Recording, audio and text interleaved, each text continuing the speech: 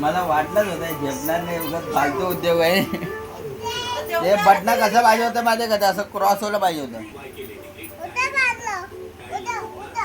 मला पाणी प्यायचं आपलं.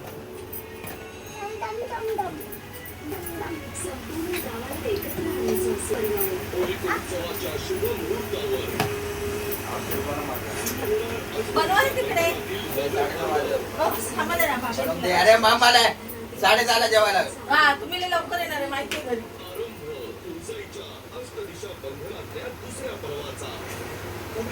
चपातीला पीठ नाही. इकडे इकडे इकडे बघ. नको बोलू करू, जाऊ दे.